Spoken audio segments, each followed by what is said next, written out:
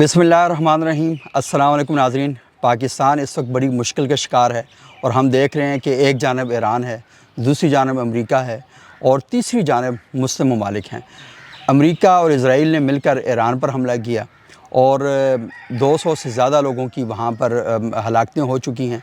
और उसके साथ हम ये देखते हैं कि ईरान के जो सुप्रीम लीडर हैं आयतुल्लाह अली ख़ामनाई, उनका इंतकाल हो चुका। उनके जो दामाद हैं वो और फिर बहुत से लोग जो हैं, आपको पता है कि 48 के करीब अहम तरीन शख्सियत जो हैं वो मारी जा चुकी हैं।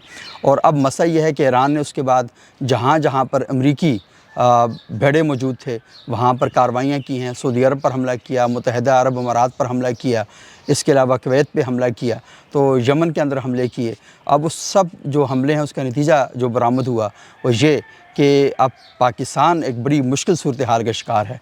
वो ईरान पर हमले की मज़म्मत भी कर रहा है और ईरान की जानिब से जो इस्लामी ममालिक पर हमले किए गए उनकी मज़म्मत भी कर रहा है।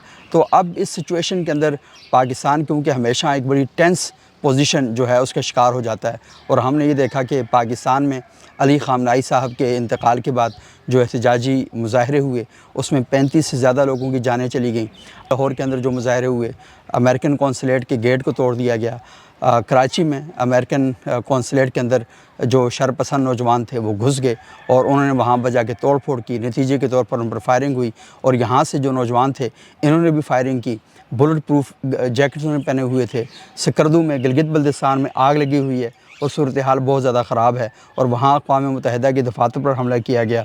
जो आर्मी के यूनिट्स हैं उन पर हमला किया गया और वहाँ जो आर्मी के अफसरान हैं उनके घरों में और दफ़ातर में घुसकर कार्रवाइयाँ की गईं। और उसके साथ साथ वहाँ पर जो मकतब तशय्युअ से ताल्लुक़ रखने वाले उलमा हैं उन्होंने बड़ी धमकी अमेज़ ज़बान भी इस्तेमाल की और बहुत ज़्यादा इश्तिआल फैलाया और उस इश्तिआल की वजह से वहाँ कर्फ्यू लगा दिया गया। और कर्फ्यू के नतीजे में जनाजे वगैरह तो हो चुके हैं, लेकिन वहाँ पर एक डिमांड पेश की जा रही है कि हमारे जो लोग भी पकड़े गए हैं या जिन लोगों ने भी आपने कैमरों में वो किया तो उन पर FIR नहीं काटी जाएगी। तो ये सारी सूरत हाल है।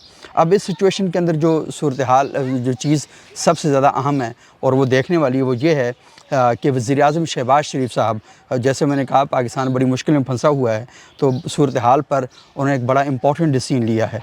और उन्होंने क्या किया है कि पार्लियामेंट में जो हिज़्ब इख्तिलाफ़ है और इसके अलावा जो तमाम सियासी जमातें हैं उनको मशरिक़ वस्ता और ईरान की जो सूरत हाल है उस पर इन कैमरा ब्रीफिंग देने के लिए उन्होंने बुलाया है, दावत दी है।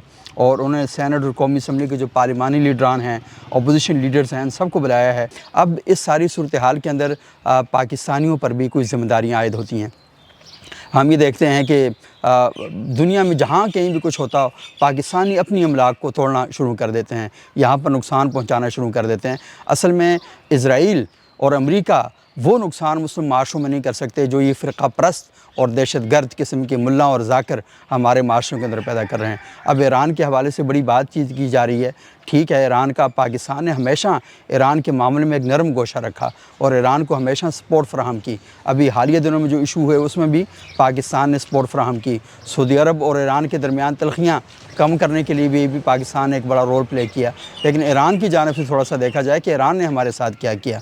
चाबहार की जो क्या कहते हैं बंदरगाह थी वो आपने हवाले कर दी इंडिया के साथ आपने एग्रीमेंट किए और उसके साथ साथ पाकिस्तान की हदूद के अंदर आप हमले करते रहे, यहाँ पर नुकसान पहुँचाते रहे। पाकिस्तान ने तो कभी कोई बात नहीं की, लेकिन पाकिस्तान के अंदर इस वक्त जो ईरान के हमायती हैं वो क्या कर रहे हैं कि पाकिस्तान को तोड़ फोड़ कर रहे हैं, यहाँ पर नुकसान पहुँचा रहे हैं। क्या ये हमला पाकिस्तान ने किया था या पाकिस्तान इन हमलों के अंदर मुलव्वस है? और दूसरी बात यह है कि आप ये देखें, थोड़ी सी इस बात पर तवज्जो करने की ज़रूरत है कि ईरान के अंदर ऐसा एहतजाज क्यों नहीं हुआ, इराक़ के अंदर ऐसा एहतजाज क्यों नहीं हुआ और बाकी दुनिया के ममालिक के अंदर ऐसा एहतजाज क्यों नहीं हुआ?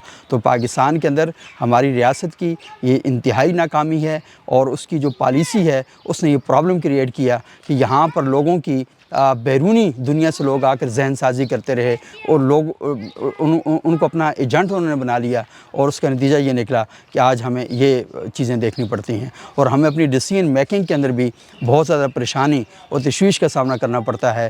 क्योंकि यहाँ पर फ़िरक़ावारीद की नर्सरियाँ, दहशत गर्दों की नर्सरियाँ जो हैं वो ओपन कर दी हैं और रियासत पाकिस्तान को जिस तरह उन्होंने ऑपरेशन शुरू किया हुआ है तालिबान के ख़िलाफ़ یہ جو کالعدم تنظیمیں ہیں ان کے بارے میں بھی نرم گوشہ اس کو بھی ختم کرنا چاہیے، اور ایک بالکل کلیئر کٹ ایک پالیسی ہونی چاہیے تاکہ ریاست کی پالیسی کے خلاف کوئی کھڑا نہ ہو سکے۔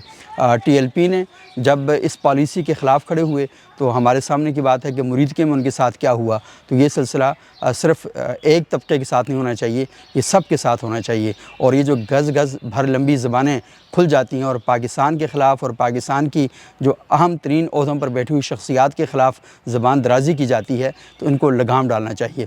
اور اس وقت صورتحال یہ ہے کہ پاکستان کی ایک انتہا پسند نظریات رکھنے والی سیاسی جماعت جو کسی جماعت کے ساتھ بات نہیں کرنا چاہتی، اور ہمیشہ باقی جماعتوں کے بارے میں اس کا جو طرز عمل ہوتا ہے کہ میں بات نہیں کروں گا، میں یہ کروں گا، وہ جماعت اور ایک فرقہ وارانہ جماعت، یہ دونوں اکٹھے ہو چکے ہیں، اور پاکستان کو اس وقت عالمی سطح پر سوشل میڈیا کے ذریعے اور میڈیا کے ذریعے اس جگہ پر پہنچا دیا گیا ہے کہ جہاں پر بڑے مسائل پیدا ہو رہے ہیں، پاکستان کا نام بدنام ہو رہا ہے، پاکستان کے اندر لوگوں میں تقسیم اور توڑ پھوڑ کا جو سلسلہ ہے اسے شروع کر دیا گیا ہے، پاکستان کی کامیابیاں ان لوگوں کو ہضم نہیں ہوتی اور یہ انڈیا کی جو زبان ہے وہ بولنا شروع کر دیتے ہیں، پاکستان دشمنوں کی زبان بولنا شروع کر دیتے ہیں۔ تو پاکستانی عوام کے لیے بھی بہت ضروری ہے، ماں باپ کو چاہیے اپنے بچوں کو کنٹرول کریں، اور سڑکوں پر جو کچھ فتنہ اور فساد برپا کیا جا رہا ہے اس کو کنٹرول کرنا بھی بڑا اہم اور بہت زیادہ ضروری ہے۔ اگر ہم اپنے معاشرے کو فرقہ واریت کی آگ سے نہیں بچائیں گے، اس فساد سے نہیں بچائیں گے، تو پھر سیدھی سی بات یہ ہے کہ آپ اپنے آپ کو معاشی حوالے سے تباہ کرنے کے لیے تیار ہو جائیں، معاشرتی حوالے سے بھی تباہ کرنے کے لیے تیار ہو جائیں۔ تو اگر آپ نے بر وقت ان چیزوں پر کوئی ایکشن لیا، معاشرتی سطح پر، سیاسی سطح پر، ریاستی سطح پر، تو اس کے نتائج تھوڑے سے بہتر ہو سکتے ہیں۔ ورنہ پاکستان کے جو حالات ہیں، یہاں پر برین ڈرین ہو رہا ہے، لوگوں کی بہت بڑی تعداد پاکستان چھوڑ کے باہر جانا چاہ رہی ہے، اور جو باہر جا رہے ہیں ان کو وہاں کے ملکوں کے جو لوگ ہیں واپس بھجوا رہے ہیں، اور یہ والی بات کر رہے ہیں کہ یہ تو سعودی عرب میں جا کے بھیک مانگتے ہیں، عراق میں جا کے بھیک مانگتے ہیں، دنیا کے ایسے ملک کہ جن کی اپنی کوئی ویلیو نہیں ہے وہ بھی آپ کو قبول کرنے کے لیے تیار نہیں ہیں۔ اور وجہ اس کی یہ ہے کہ جس قسم کے عناصر پاکستان کے اندر کھلے عام دن دناتے پھر رہے ہیں اور ان کی زبان سے جو کچھ نکلتا ہے وہ ادا ہو رہا ہے، تو جب تک آپ قانون کے کٹڑے میں ان لوگوں کو نہیں لیں گے، ان کو ذرا فولڈ نہیں کریں گے، تب تک یہ مسائل ہمارے حل نہیں ہوں گے۔ تو پھر اس پر ہم انشاءاللہ بات کریں گے۔ بہت بہت شکریہ۔